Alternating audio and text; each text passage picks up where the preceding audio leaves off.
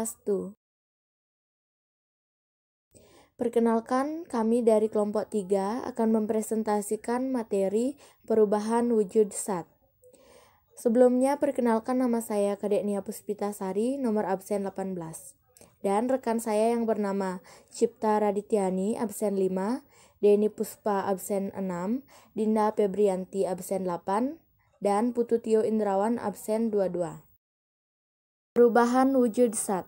Perubahan wujud zat adalah perubahan termodinamika dari satu fase benda ke keadaan wujud zat yang lain. Perhatikan gambar yang sudah tertera di samping. Perubahan wujud zat ini bisa terjadi karena peristiwa pelepasan dan penyerapan kalor. Perubahan wujud zat terjadi ketika titik tertentu tercapai oleh atom atau senyawa zat tersebut yang biasanya dikuantitaskan dalam angka suhu.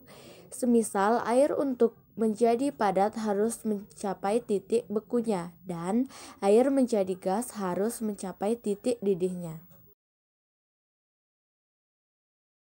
Kalor dalam bentuk energi yang berhubungan dengan panas ataupun suhu pada suatu benda dengan adanya kalor. Maka suatu benda atau zat dapat berubah bentuk menjadi bentuk lainnya. Perubahan wujud saat ini terbagi menjadi 6, yaitu contoh perubahan yang pertama yaitu membeku. Peristiwa perubahan wujud dari cair menjadi padat. Dalam peristiwa ini, zat melepaskan energi panas. Contoh peristiwa membeku yaitu air yang dimasukkan dalam freezer akan menjadi es batu dan lilin cair yang didinginkan. Dan sifat perubahan yang kedua yaitu mencair. Peristiwa perubahan wujud zat dari padat menjadi cair. Dalam peristiwa ini, zat memerlukan energi panas. Contoh peristiwa mencair yaitu pada batu es yang berubah menjadi air, lilin yang dipanaskan, dan es krim yang dibiarkan di ruang terbuka akan mengalir dengan sendirinya.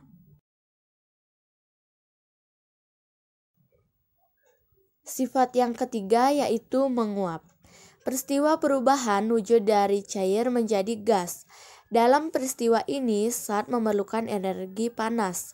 Contohnya air yang direbus jika dibiarkan lama-kelamaan akan habis.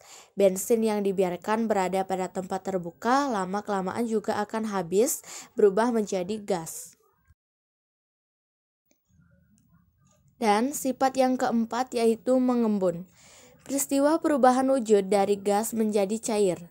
Dalam peristiwa ini, zat melepaskan energi panas.